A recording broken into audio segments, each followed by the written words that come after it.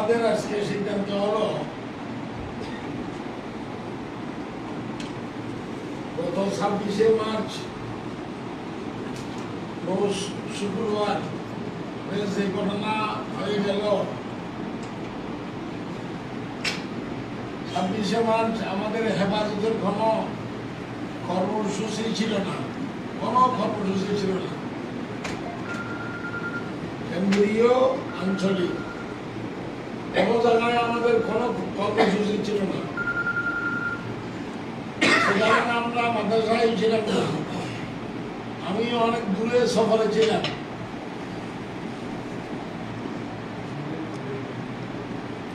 এখন কিছু মানুষ মিছিল বের করেছে, তারা বলতেছে আমরা শান্তিপূর্ণ মিছিল বের করেছি। এই শান্তিপূর্ণ মিছিলে প্রশাসনের কিছু লোক, পুলিশ বাহিনী নির্বিচারে গুলি করে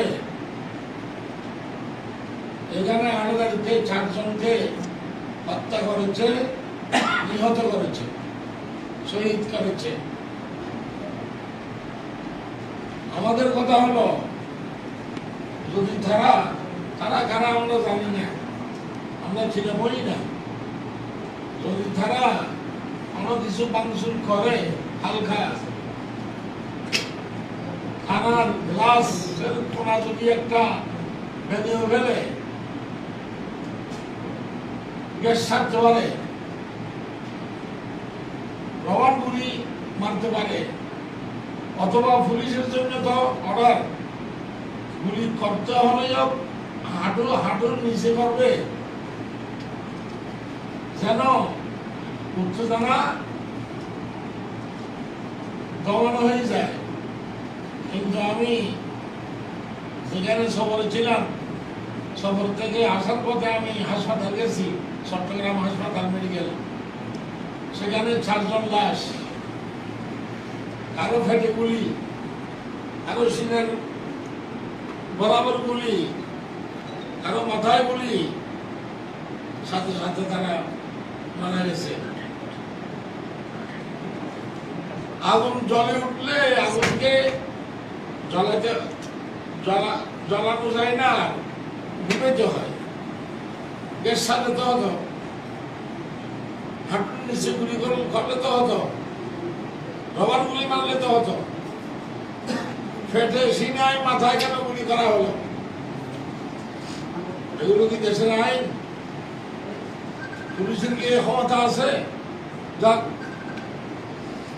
আবার এখানকার ঘটনার আগে বাইতুল মুকাররমে মুসল্লি আর আওয়ামী ক্যাডারদের সাথে সংঘর্ষ হয়ে গেছে।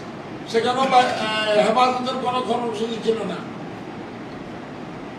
হিন্দুরা পর্যন্ত মসজিদে ঢুকিয়া মুসল্লিদের উপর আক্রমণ করেছে বাইতুল মুকাররমে। এই সুযোগ কারা দিল?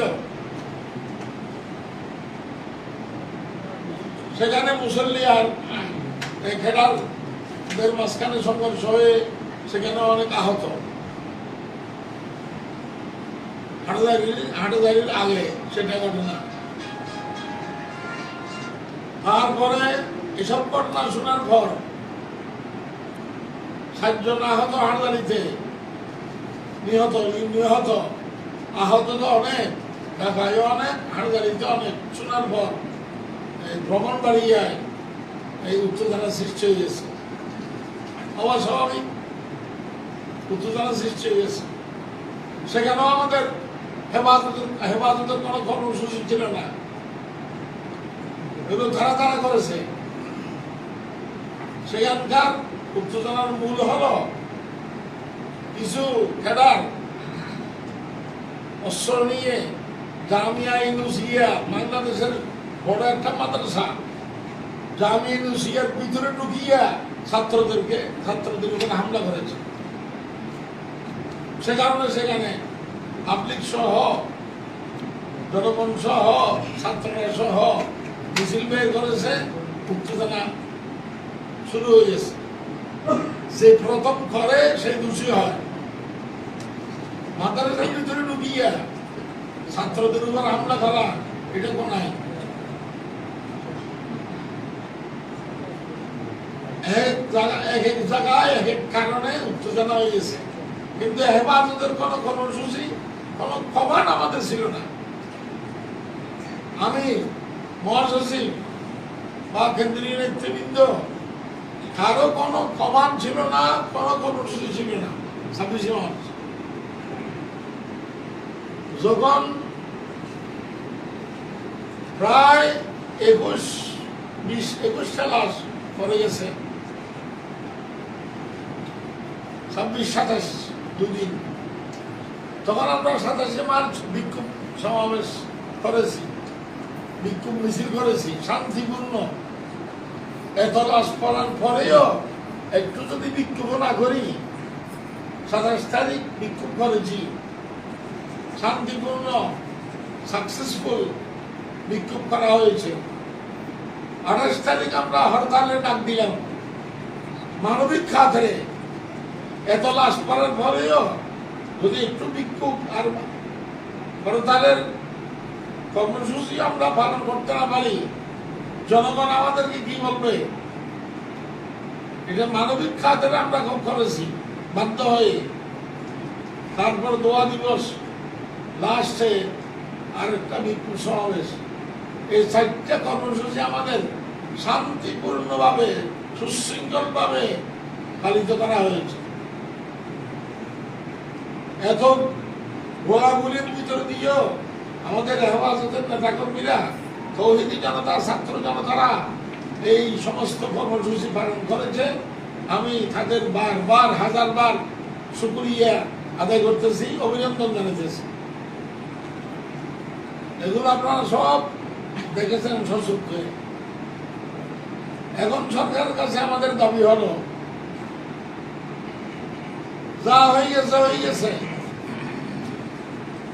যাদের কপালে আছে শহীদ হওয়া, শাহাদত বরণ করা, তাদের কপাল খুব ভালো, তারা সুনসিব। এমনি তো মরতে হবে, যা হওয়ার হয়ে গেছে। এখন আমাদের মাদ্রাসার পরীক্ষা, হাইয়াতের পরীক্ষা, বোর্ডের পরীক্ষা, মাদ্রাসার পরীক্ষা শান্তিপূর্ণভাবে আমরা নিয়েছি। এরপর রমজানের ছুটি দিয়ে দিয়েছি, মাদ্রাসা এখন বন্ধ, ছাত্ররা নাই, থাকলেও 2-1 রমজানের ছুটি দিয়ে দিয়েছি। মাদ্রাসা ঠান্ডা, আমি ধর্মমন্ত্রীকেও বলছি, আমাদের এমপি সাহেবকেও বলছি, আরো অন্য জায়গায় বলছি, মাদ্রাসা ঠান্ডা। কিন্তু প্রতি রাত্রে এলাকায় পুলিশ র্যাব বের হয়ে নিরীহ মানুষকে হয়রানি করতেছে, দড়িয়ে নিয়ে যাইতেছে, গ্রেফতার করতেছে, চালান দিতেছে, ছাড়িয়া হাটাজারি এই সমস্ত এলাকায়, হডিয়া, মশকালিও বেশি, ব্রাহ্মণবাড়িও, নারায়ণগঞ্জ, আরো বিভিন্ন জায়গায়, মুন্সিগঞ্জ, নিরীহ মানুষকে, নির্দোষ মানুষকে হয়রানি করতেছে, দড়িয়ে নিয়ে যেতেছে। পুলিশ তাদের ঘরে ঢুকে যায়, তারা ঘুমাতে পারে না, বাড়িঘর ছেড়ে চলে গেছে অনেক। এই জুলুম নির্যাতন কেন করা হচ্ছে?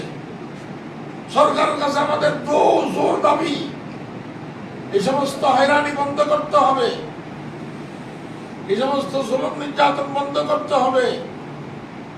নির্দোষ মানুষকে দড়িয়ে নিয়ে যাওয়া, এটা সহ্য করা যাবে না।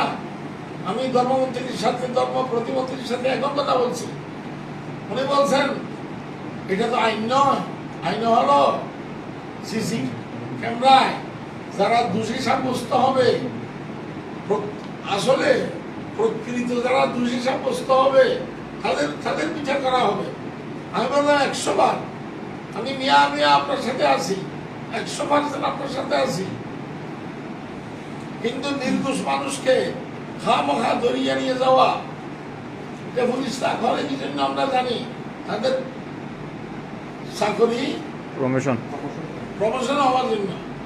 2 আনলে আনছি চাকরি প্রমোশন হওয়ার জন্য। এরকম জরুরি নির্যাতন যদি করে আল্লাহর কসম আসবে। তো সরকারের কাছে আমাদের দাবি এগুলো বন্ধ করতে হবে। হয়রানি, এভাবে পুলিশ আর র্যাবের হয়রানি বন্ধ করতে হবে। না হয় আমি ধর্মমন্ত্রীকে বলেছি, এমপিকে বলেছি, এখন তো অবস্থা ঠান্ডা, মাদ্রাসা ঠান্ডা, এলাকাও ঠান্ডা, কিন্তু যদি এইভাবে দরাদরি হয়, ধরিয়ে নিয়ে যায়, নিরীহ মানুষকে নিয়ে যায়, তাহলে এলাকায় উত্তেজনা সৃষ্টি হওয়ার পুরো আশঙ্কা আছে। আবার উত্তেজনা সৃষ্টি হবে। এটার জন্য আমরা দায়ী নয়, কিন্তু আগেভাগে আমরা দাঁড়িয়ে দিতেছি মন্ত্রীকেও, এমপিকেও, আপনাদেরকেও। এগুলো বন্ধ করতে হবে। দ্বিতীয় দাবি হলো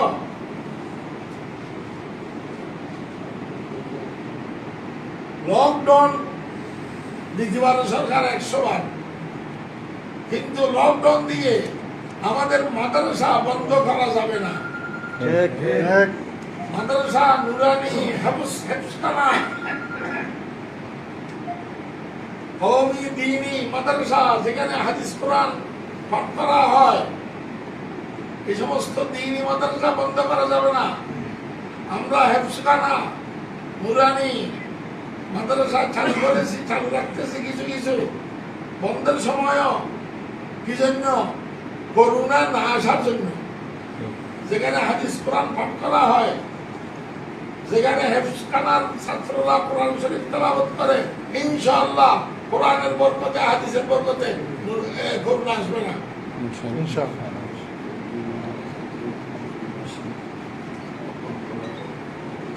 তার প্রমাণ হলো, সব কথা তো বলা যায় না, তারপরে বলতেছি, তার প্রমাণ হলো আল্লাহর রহমত। আল্লাহর রহমতে মাদ্রাসার কোনো ছাত্র করোনায় আক্রান্ত হয়নি। মাদ্রাসার কোনো বড় হুজুর করোনায় আক্রান্ত হয় নাই। যারা বেশি করোনা থেকে বাঁচতে চায়, করোনা তাদেরকে ধরে। বাস্তব। আমি ওই দিকে যাবো না। আমার কথা হলো, এই করোনার নামে লকডাউন দিয়ে মাদ্রাসা বন্ধ করা যাবে না, মসজিদের জমাত বন্ধ করা যাবে না, এতেকাফ বন্ধ করা যাবে না। মাহে রমজানের সামনে শেষ দশকের এতেকাফ, আর কেউ যদি 1 মাস এতেকাফ করতে চায়, বন্ধ করা যাবে না। তারাবির নামাজ চলবে, জুমা চলবে, এতেকাফ চলবে, জুমা 10 জন, এমনি 5 ওয়াক্ত নামাজে 5 জন। এইসব কথা মানা যাবে না। এগুলো শরীয়ত পরিপন্থী, এগুলো শরীয়ত বিরোধী কথা। জুমা আর মসজিদে, জুমার মসজিদে ইজনে আম থাকতে হয়, মশালা ব্যাপক অনুমতি থাকতে হয়। 10 জন ঢুকতে পারবে, আর বেশি পারবে না। সেখানে তার ইজনে আম নাই, ব্যাপক অনুমতি নেই। সেই 10 জন জুমা পড়তেছে, তাদের জুমা হবে না। আমি কে লোকে বলেছি, তাদের জুমা হবে না, কারণ ব্যাপক অনুমতি নেই। মশালা কিতাব থেকে বুঝতে হবে, কোরআন থেকে বুঝতে হবে, শরীয়তের হুকুম। সুতরাং এই যুবক জারি থাকবে, সবকিছু জারি থাকবে আগের মতো। এগুলোর কারণে করোনা আসবে না। আর রমজান মাসে আমাদের মসজিদে অনেক কাজ হয়, তাফসীরে কোরআন হয়, দরসে হাদিস হয়, তালিম হয়, দোয়া হয়, ইফতার মাহফিল হয়, ইফতারের সময় দোয়া কবুল হয়, দোয়া হয়। এগুলো সব জারি থাকবে। এগুলোর কারণেই তো করোনা আসবে না। আমরা তো করোনা না আসার জন্য দোয়া করি। আমি তো সবসময় দোয়া করি, আল্লাহ বিশ্বের সমস্ত মুসলমানদেরকে করোনা ভাইরাস থেকে রক্ষা করুন, হেফাজত করুন। আমার দোয়া আমি নিজে করি, অন্যান্য করুন। এগুলো জারি থাকতে হবে, জারি রাখতে হবে। আমাদের আজকে বৈঠকের দাবি আগের থেকেও দাবি ছিল। এবং যেটা বললাম, হয়রানি বন্ধ করতে হবে। মানুষকে রোজা রমজানে সুশৃঙ্খল ভাবে, শান্তিপূর্ণ ভাবে রোজা রাখার সুযোগ দিতে হবে, তারাবি পড়ার সুযোগ দিতে হবে, এইভাবে যদি রেপ পুলিশ অস্ত্র নিয়ে ঘুরতে থাকে, মানুষ তো ভয়ে তারা দিয়ে মরতে পারবে না, রোজও রাখতে পারবে না, সেহরিও খেতে পারবে না, ইফতারও করতে পারবে না। সব সময় লকডাউন করোনার নামে দেয় মায়ের রমজানের শুরুতে। এবং এই মায়ের রমজানে মাদ্রাসার একটা কালেকশন আছে, কওমি মাদ্রাসা। কওমি মাদ্রাসা মানে কি? জনগণের মাদ্রাসা, জনগণের অর্থে, জনগণের স্বার্থে, আল্লাহর রহমতে চলবে, তাকে বলা হয় কওমি মাদ্রাসা। এই মায়ের রমজান এটা একটা মৌসুম, সিজন, কালেকশনের যাকাত, ফিতরা, এগুলো নিয়ে সারা বছর চলে। এগুলোর মাধ্যমে আল্লাহর রহমতে সারা বছর চলে। এই লকডাউন দিয়ে এটাও বন্ধ করতেছে, কোরবানির সামনেটাও বন্ধ করেছে। এগুলোর উদ্দেশ্য আমরা মনে করি এই দেশে কওমি অঙ্গন থাকতে পারবে না, কওমি মাদ্রাসা থাকতে পারবে না। তারা কওমি মাদ্রাসার সাথে যুদ্ধ আরম্ভ করেছে এই সমস্ত কর্মকাণ্ড করিয়া। কিন্তু আমাদের উদ্দেশ্য হলো, আমাদের প্রশ্ন হলো, কওমি অঙ্গন থাকতে হবে, কওমি মাদ্রাসা থাকতে হবে, হ্যাঁ, দরস তাদরিস থাকতে হবে, সবকিছু থাকতে হবে। কওমি মাদ্রাসা না থাকলে মুসলমানই থাকবে না, বাংলাদেশ স্পেন হয়ে যাবে। আমরা বাংলাদেশকে স্পেন হতে দেব না। আপনারা সাংবাদিকরাও মুসলমান, আমরাও মুসলমান। এগুলো আমাদের দাবি। হ্যাঁ, মাদ্রাসায় পুলিশ রেপ দিয়ে হয়রানি করতেছে। হুজুর কয়জন, ছাত্র কয়জন, শিক্ষক কয়জন, আয়ের উৎস কি, এই সমস্ত এগুলো আগেও একবার করেছে, একবার না দুবার করেছে, এখন আবার শুরু করেছে। আয়ের উৎস কি, ছাত্র কজন, শিক্ষক কজন, কর্মচারী কজন, কমিটিতে কে কে আছে, এইসব এগুলো হয়রানি করে। আমাদের আয়ের উৎস জনগণ, জনগণের টাকা। কওমি মাদ্রাসা মানে জনগণের মাদ্রাসা। আমাদের আয়ের উৎস জনগণের টাকা, জনগণের মুষ্টি চাই, জনগণের টাকা, জনগণের অর্থ দিয়ে আল্লাহর রহমতে এই মাদ্রাসাগুলো চলে। এই দেশের জনগণ মাদ্রাসাকে নিজের প্রাণ থেকেও বেশি ভালোবাসে। এই দেশের জনগণ আলেম ওলামাদেরকে নিজের প্রাণ থেকেও বেশি ভালোবাসে। এগুলো আমরা বিভিন্ন সমাবেশে বলি, এখন করার সময় বেশি। বস আমাদের এই আয়ের উৎস কোনো সরকারি মাদ্রাসা নয়, সরকারি কোনো দান অনুদান আমরা গ্রহণও করবো না, পরিষ্কার কথা। সরকারের সাথে আমাদের কোনো যুদ্ধ নেই।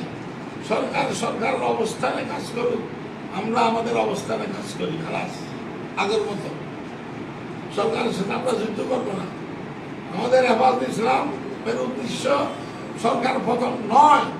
আমাদের এই সংগঠনের উদ্দেশ্য সরকার পতন আমাদের উদ্দেশ্য নয়, হেফাজত ইসলামের উদ্দেশ্য নয়।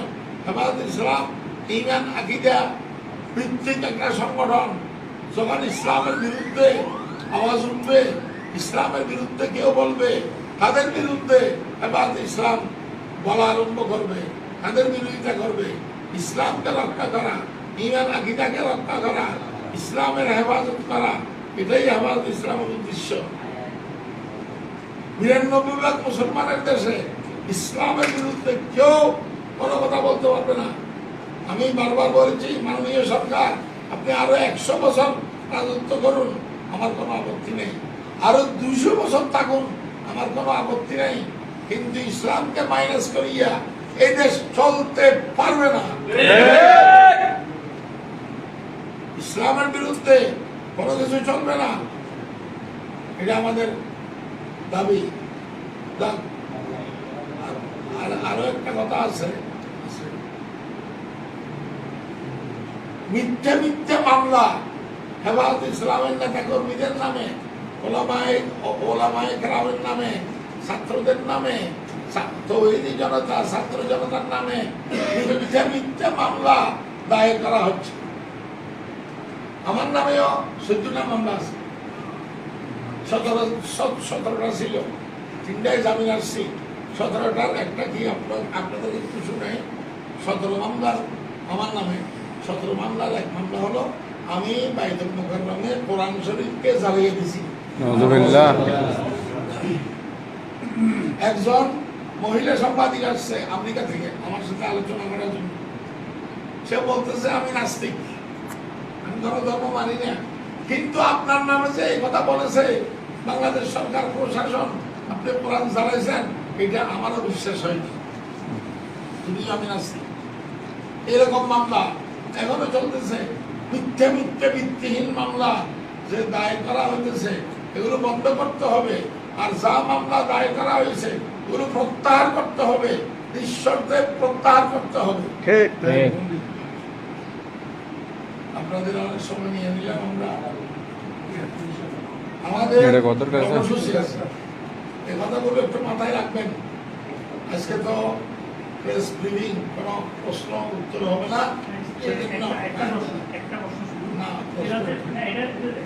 আপনাদের জন্য সুবিধা হয় যে আমরা প্রেস থেকে জানছি যে আপনাদের এই বৈঠকের মধ্যে অবশ্যই আপনাদের সেই কর্মকাণ্ড সম্পর্কে আমরা অবহিত হয়েছি, যেগুলো আমরা ধারণা করেছি। কিন্তু আরেকটি ছিল মামুনুল হকের বিষয়ে আপনাদের যে আমাদের আজকে কোনো ব্যক্তির বিষয়ে কোনো আলোচনা হয় নাই এবং কাউকে অব্যাহতি দেওয়ার কোনো কথা উঠে নাই, কাউকে অব্যাহতি দেওয়ার কোনো আলোচনা হয় নাই। আমাদের বৈঠকে এই সমস্ত আলোচনা হয়েছে। আরেকটা বিষয় হচ্ছে আপনার তাও রিলেটেড, আমরা কিছুদিন আগে খবর পাইছি যখন এরকম সমস্যা হচ্ছে সরকার কর্তৃক আপনারা লাঞ্ছিত হচ্ছেন, অনুষ্ঠান তখন এরকম ঘটনা যখন আপনার সাথে ঘটছিল, তখন হায়াতুল উলিয়া যেটা আপনাদের সর্বোচ্চ কমে ঘটছে থেকে আপনারা বেরিয়ে আসছেন, এরকম একটি গুঞ্জন আমরা শুনতে পেয়েছি। সে বিষয়ে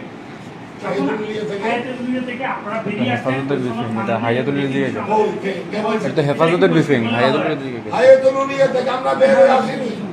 বিভাগ থেকে আমরা বের হয়ে আসিনি, এখনো আমরা বিভাগ আর হায়াতুল আসি। তার প্রমাণ হলো এই হায়াতুল কথা শোনেন না, তার প্রমাণ হলো এই হায়াতুল পরীক্ষা গত পরশু শেষ। আচ্ছা, আর না এটা তো প্রেস ব্রিফিং এ তো কোনো প্রশ্ন উত্তর হয় না, বলতে পারে বলতে পারে, কিন্তু এই বৈঠকে সে বিষয়ে কোনো কথা হয়নি। আপনাদের বক্তব্যটা ক্লিয়ার করে আমরা এটা ওনার ব্যক্তিগত ব্যবহার, এটা ওনার ব্যক্তিগত ব্যবহার, বস খালাস।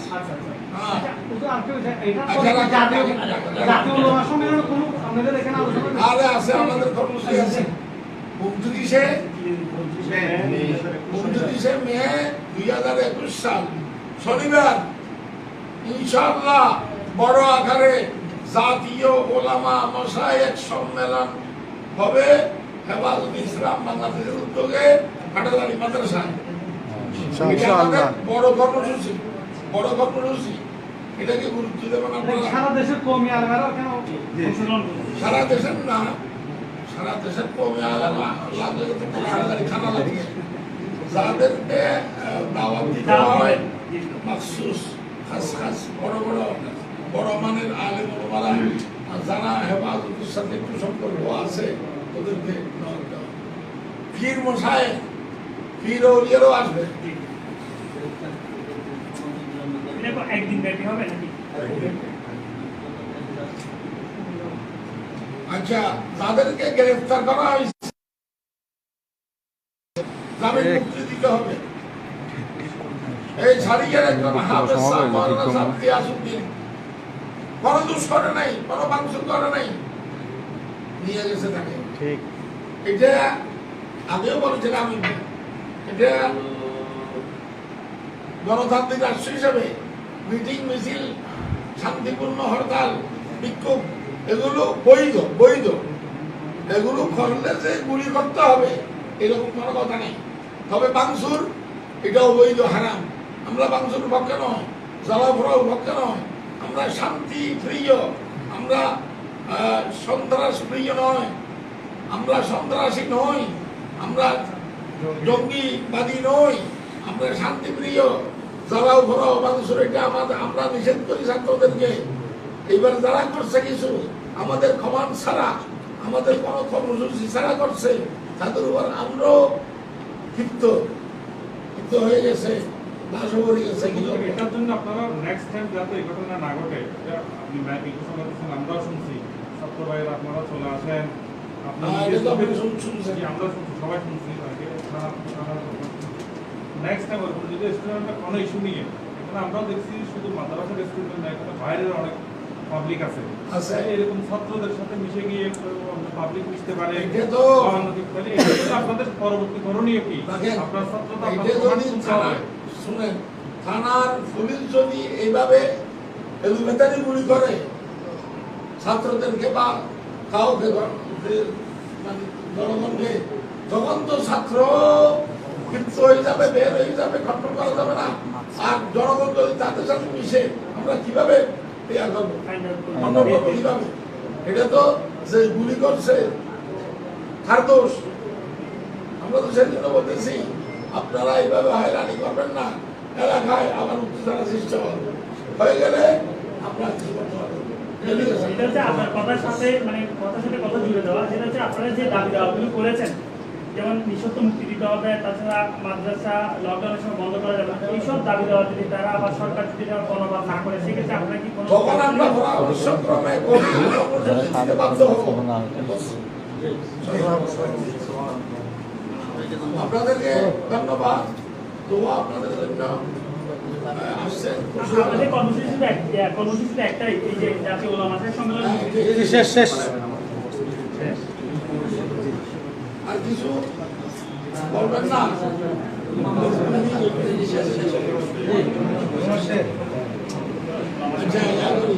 ভাই